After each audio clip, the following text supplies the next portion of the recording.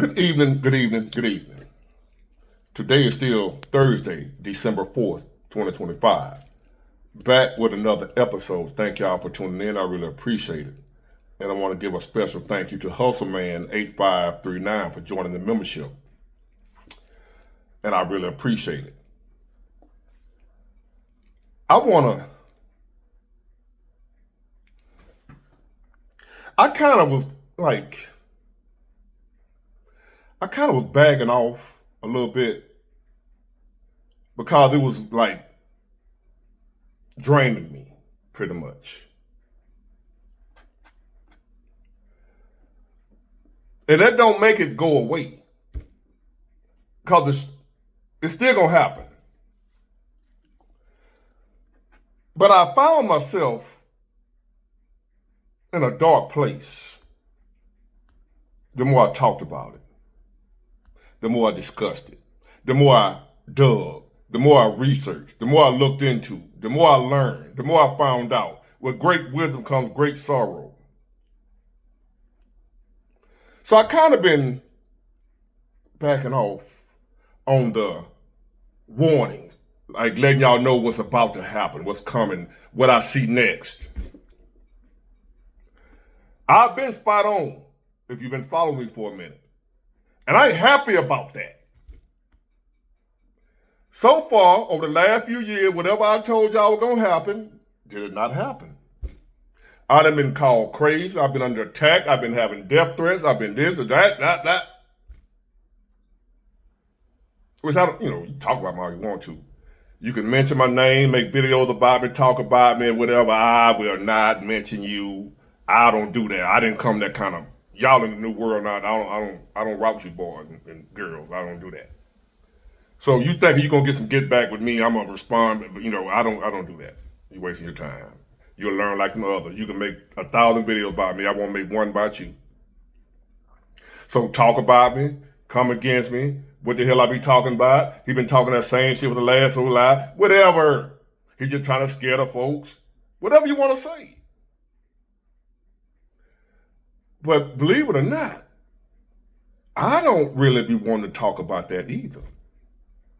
But I can't sit by and just watch the shit happen and don't tell nobody.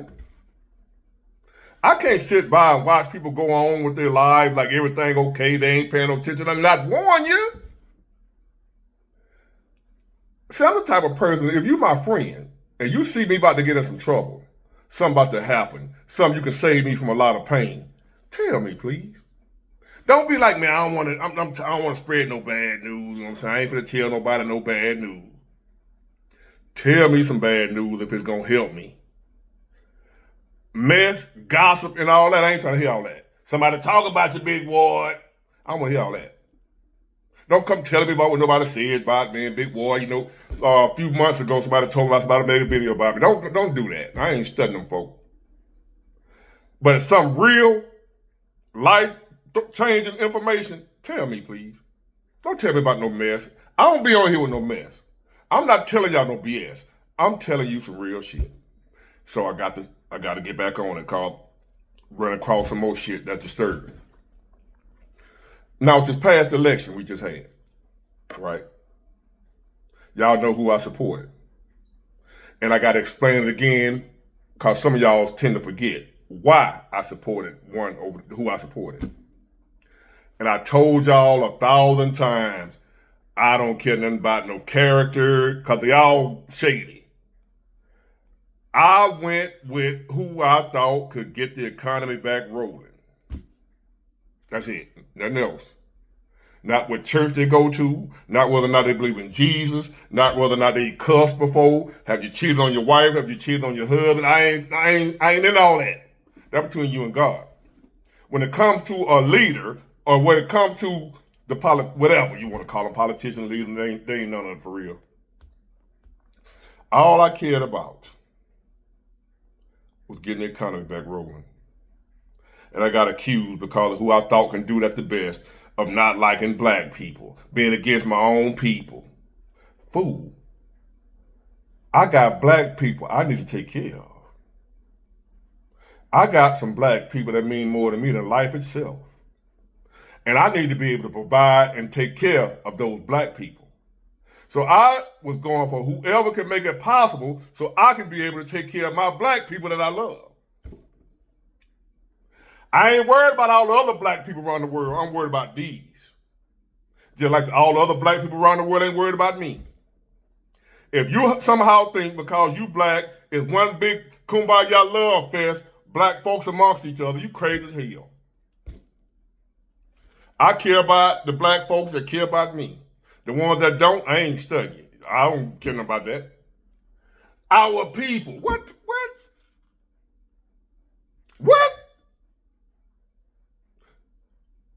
Anyway.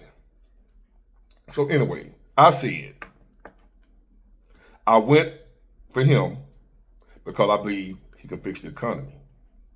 But I also said, if you think I'm lying, go back and watch the video from back then. I think it might be too late. I think we might be too far gone. Did I not say that? And those of you who say I didn't say that, you a damn lie and the truth ain't in you. I said, I believe if anybody can fix the economy, it's him. But I also said it might be just too late. We might be too far gone. And from what I'm seeing now, I was right about that too. We're too far gone. It's too late. He can't fix it. He trying. But don't just listen to me say it. Let me let you hear it from somebody else. And they're all expecting Social Security. They're all going to use Medicare. Donald Trump just promised to fix the economy. And I actually believe he wants to. But there's a problem. The crash coming in 2026 is bigger than any president. It's mathematical. It's unstoppable. And I need to show you why. Look, this isn't a political video. I don't care if you love Trump or hate him. That's irrelevant to what I'm about to show you. Because what's coming transcends politics. It transcends parties. It transcends any individual leader, no matter how powerful or well-intentioned they might be. The economic crash that's building right now, the one that's going to hit in 2026, it was set in motion decades ago, long before Trump, long before Biden, long before any of the current players were even in the game. This is the result of 50 years of bad decisions, compounding errors, and mathematical inevitabilities that no president can reverse. Let me start by being clear about something. Trump isn't stupid. He's not ignorant about economics.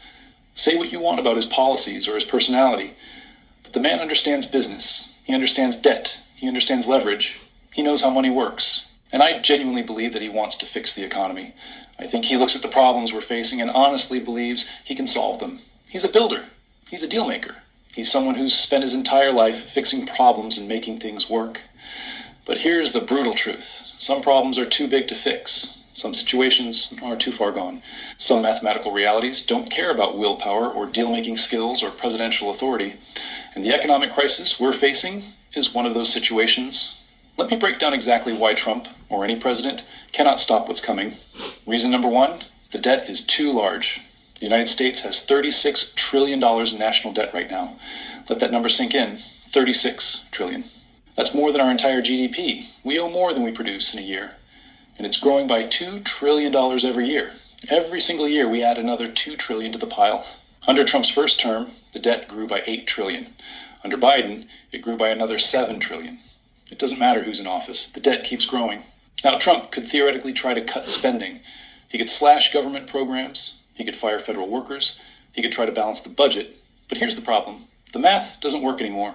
Interest on the debt is now over $1 trillion per year. Just the interest. Not paying down the principal. Just the cost of servicing the debt we already have. That's more than we spend on defense. More than we spend on most government programs. Social Security costs about $1.4 trillion per year. Medicare costs about $1 trillion. Defense spending is about $850 billion. These three items alone are over $3 trillion. Add in the $1 trillion of interest, and you're at $4 trillion in spending. That is essentially untouchable. Our total federal revenue is about $4.5 trillion per year. You see the problem? Almost all of our revenue goes to just four things: interest, Social Security, Medicare, and defense. There's barely anything left for everything else. Roads, education, veterans benefits, everything else the government does. So if Trump wants to actually reduce the deficit, he would need to cut Social Security, Medicare, or defense. But he can't. Politically, it's impossible. Cut Social Security, and you anger 70 million retirees who vote.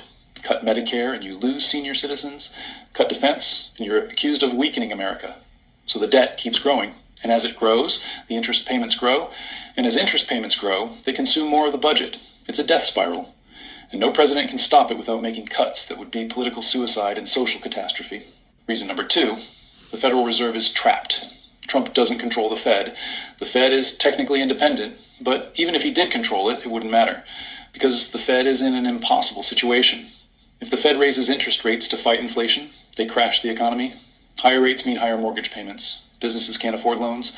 The stock market tanks. Real estate collapses. Unemployment spikes. We go into a severe recession or depression. But if the Fed keeps rates low to support the economy, inflation continues. The dollar loses value. Prices keep rising. People can't afford basic necessities. And eventually, inflation gets so bad that it forces a crisis anyway. The Fed is stuck between 2 terrible options. Crash now with high rates, or crash later with inflation. Either way, we crash. Trump can't change this. No president can. The Fed painted itself into a corner over the past 15 years of money printing and zero interest rates. And now, there's no way out. Reason number 3, the demographics are fixed. This is the big one that nobody talks about. The baby boomers are retiring. 10,000 people turn 65 every single day. That's 3.6 million new retirees every year. And they're all expecting Social Security. They're all going to use Medicare. Donald Trump. As I've said many times before, we up shit creek with no arms. So as I've been ringing the bell for the longest, I've just been telling y'all to prepare. At best you know how. What that entails, I don't know. I don't know. But this is where we're going. And I have a question. Maybe somebody smarter than me can answer this question for me. We're a whole nation. Who the hell does a nation owe?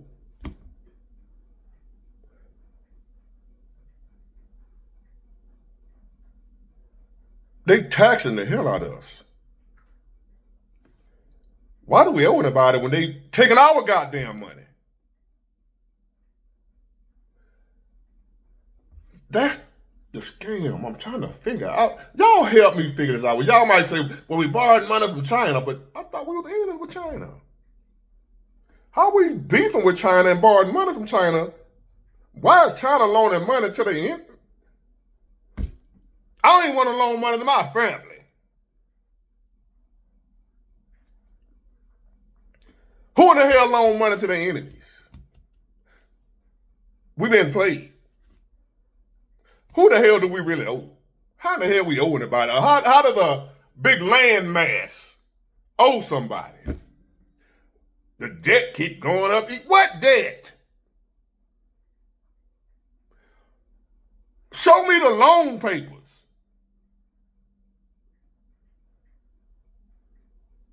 You know, you apply for a loan. What do we do? Apply for a loan every goddamn year for the last 100 years?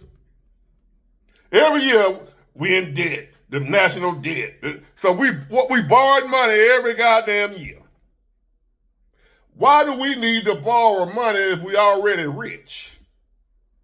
The richest so-called, at one time, I don't know about now, on the planet. Shouldn't people be borrowing money from us?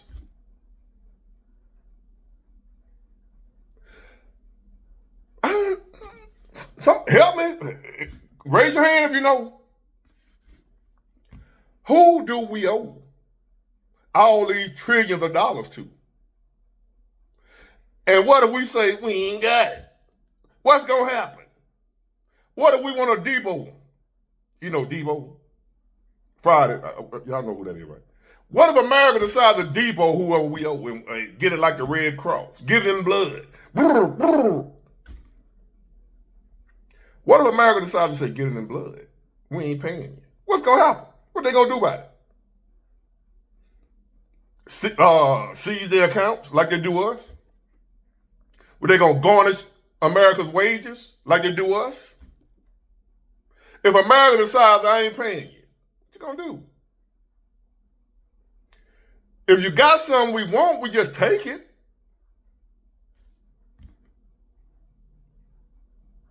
We make up some conflict and go take your shit. That's the American way. So how do we call ourselves owing some goddamn body when whenever we want something, we go take it? Who thought America was going to pay him anyway? America takes shit. That's the way of the world. It's always been like that. To the strongest, to the victor go to spoil. You got what I want, I take it. That's just the human nature. That's why everybody got a military. Because it's always been known that if you can't defend what you got, somebody gonna take it. Under you threaten us, or you're a threat to my democracy, or whatever. We had to invade your country. If you can't fight us off, we coming to take your shit. So who we owe? The mafia don't owe no goddamn body. Yes, I'm calling us. That's always just perplexed me when they keep talking about this debt. Like they one of us. Like they me with my little credit card debt. Like they us. Like they're regular people. I'm in debt. How in the hell is a country in debt? How in the hell is a whole country in debt? In debt to who? The banks. They control the banks. They can put the banks out of business. Somebody explain that to me. Hey, I know a lot, but I don't know everything. But what I do know is we fucked up. Get it, got it good. Bye.